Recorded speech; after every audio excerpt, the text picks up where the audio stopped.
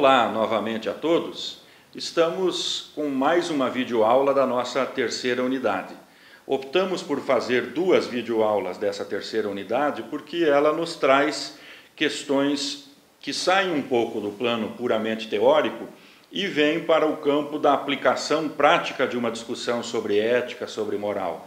É neste sentido que tivemos primeiro uma videoaula sobre noção de crise ética e crise moral e nos ocupamos agora de discutir um pouco sobre alguns dilemas e problemas éticos para caracterizar a dificuldade, vamos dizer assim, da humanidade como um todo em fazer escolhas, em fazer opções quando está em jogo essa questão moral, essa questão dos valores. E novamente, para esta nossa reflexão e discussão, eu conto com a colaboração do meu amigo, professor Cláudio Andrade, do Departamento de Filosofia da Unicentro aqui em Guarapuava. Aldo, o Habermas, vivo ainda, filósofo alemão, publicou um livro bastante interessante que todos vocês podem ter acesso, O Futuro da Natureza Humana. E ele está preocupado justamente com esse avanço científico extraordinário e em que medida isso trará implicações e desdobramentos para a natureza humana. Se isso é prejudicial, se isso é maléfico ou se é benéfico. É um grande dilema. Se bem que quando a gente fala de dilema, a gente nunca pode esquecer aquela famosa expressão do Sartre: devo servir a pátria ou ajudar a minha mãe e meu pai? Os dilemas existem e agora ele está no campo ético mesmo, porque a ciência melhorou muito a nossa vida. Nós não podemos falar mal da ciência e dos avanços tecnológicos, mas em que medida esses avanços científicos e tecnológicos podem realmente ajudar a humanidade? Por que, Aldo? Porque a tecnologia e a ciência deveriam ajudar a humanidade, não ser um instrumento de dominação.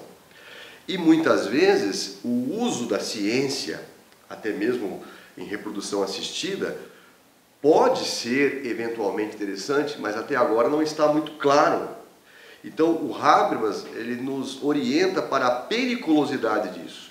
Porque o que ele quer? Preservar a humanidade, que é o foco principal de todo filósofo. Quero preservar a humanidade. E será que a ciência, sendo usada dessa maneira, estará realmente preservando a humanidade? É o caso dos transgênicos, por exemplo, né? Há dúvidas, há controvérsia.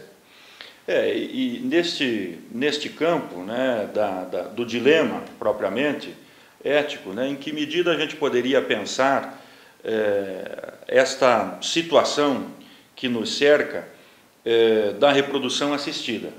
Vamos pensar que, exagerando um pouco, se a ciência tivesse o alcance que tem hoje, na época, por exemplo, da primeira metade do século XX, né, o nazismo eventualmente poderia trabalhar com a perspectiva da produção de uma sociedade ariana, sem necessariamente ter que eliminar os judeus já nascidos e fazer reprodução em laboratório da raça que se deseja. Então, ao mesmo tempo, isso nos alerta para um problema de termos, vamos dizer assim, a reprodução assistida com mau uso. Agora, por outro lado, é fantástico você pensar que a ciência pode assegurar a correção de uma má formação congênita, por exemplo, no útero da mãe, pode assegurar que um casal, uma mãe, uma pessoa que não pode ser mãe, possa, com o auxílio da ciência, realizar esse desejo, realizar este sonho e planificar a sua vida humana na medida em que atribui esse valor. Né? Então, acho que isso vem um pouco ao encontro daquilo que você dizia, né? Da reflexão sobre o alcance da ciência, os usos da ciência e a necessária reflexão ética sobre até que ponto nós podemos conduzir, vamos dizer assim, a utilização da ciência para a preservação da humanidade. Concordo plenamente com o seu posicionamento e, reiterando apenas, diria que, infelizmente, não existe ciência boa ou ciência má. Existe ciência. E isso é uma coisa bem dialética, né? Existem pontos positivos e pontos negativos. Claro, aí entra até aquele debate da regulamentação da ciência, dos comitês de ética, o que pode, o que não pode. É uma coisa muito séria. De fato, quando você fala do nazismo na década de 30 e 40, e hoje nós temos neonazismos, neofascismos, a ciência, infelizmente, naquele período foi usada de forma negativa. para mostrar a superioridade e a inferioridade. Aldo, que existem diferenças entre o homem e a mulher, entre o homossexual e o heterossexual, entre o afro e o ariano, com certeza. O que nós não podemos admitir é que essas diferenças entrem no campo do superior e do inferior, do melhor e do pior. Então, a ciência, em alguns casos, ela tem cores ideológicas, cores partidárias, né? Cores excludentes. Claro que o nosso debate aqui se encaminha para a possibilidade de uma boa ciência. É um dilema, mas será que existe apenas a boa ciência? Então, o homem e a humanidade têm que ter todo o cuidado para tentar dirigir todas as suas pesquisas, sejam nas ciências humanas, sociais aplicadas, nas agrárias, nas médicas, nas biológicas, para o encaminhamento de que nós possamos ter benefícios com isso. Poderíamos pensar numa regulação da ciência, ou numa regulação dos estudos, por exemplo, no campo da engenharia genética? Com certeza.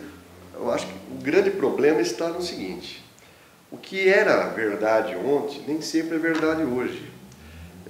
Uma expressão que eu gosto de usar é: tudo depende da justificação. De fato, nós podemos hoje encontrar uma nova justificação, porque as coisas estão em trânsito. Então, uma expressão que nós aqui da universidade gostamos de utilizar é que nós somos homens e mulheres secularizados. O que é um homem secularizado? Um homem aberto a possibilidades. E nós temos que estar abertos às novas possibilidades da ciência, sem preconceito, sem discriminação. Só que nós temos que usar a ciência enquanto nós, homens, como sujeitos. A ciência como objeto, e não o seu contrário. Nosso tempo é muito curto, Cláudio. Uma reflexão sobre a eutanásia, sobre a possibilidade de a família decidir, por exemplo, desligar aparelhos quando um parente seu está em fase terminal, quando a medicina aponta que as possibilidades de vida são mínimas ou inexistentes e que o sofrimento é enorme, né? Um pouco uma reflexão sobre isso. É difícil padronizar uma norma, porque cada caso é um caso. Mas o que a gente podia considerar é que há casos em que a eutanásia pode ser bem-vinda e há casos que não. Mas como é que a gente pode estabelecer isso dentro da legislação, dentro de um direito internacional? O caso da pena de morte, por exemplo. Exatamente. Também, quer dizer, você pode ter argumentos em defesa e depois, mas como que nós podemos decidir se o sujeito deve... E daí o que volta em tela? A discussão mais cara da ética, que você está acostumado e familiarizado com isso, que é deontologia ou axiologia? O que deve prevalecer? A norma e os códigos ou os valores? É um debate de gente grande. É um debate de gente grande e um debate complexo. Na verdade, o que nós queremos com esta curta reflexão, sem posicionamento específico, é de fato mostrar que, quando se trata de discussão de questão de valores e da questão ética como a ciência dos valores, vamos dizer assim, não é possível tomar posicionamentos prévios. É o caso concreto que nos permite tomar uma decisão ou não. É o caso ocorrido ou o caso por acontecer que nos permite decidir. Então, o que nós queremos com essa rápida reflexão é frisar que, a todo momento, nós somos, numa perspectiva sartreana, na perspectiva do existencialismo, obrigados a escolher.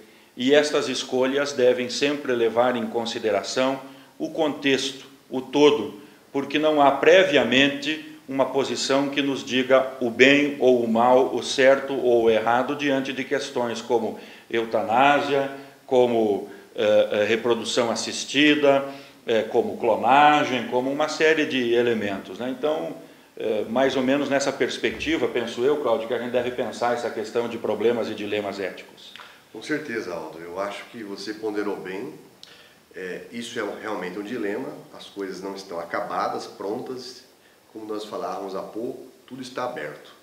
A dificuldade de darmos conta de uma complexidade de reflexões em um tempo tão curto, mas ao mesmo tempo o desejo de que este cenário posto, estes ingredientes todos, nos sirvam para pensar que somos o tempo todo postos diante de situações que exigem de nós escolhas. As melhores escolhas são aquelas mais refletidas, e a reflexão necessariamente requer informação, requer conteúdo. Então, para fazermos frente aos dilemas e problemas éticos da sociedade contemporânea, precisamos ser pessoas bem informadas, pessoas que têm domínio de conteúdos, de situações, de informações que nos permitam escolher, julgar e nos posicionarmos.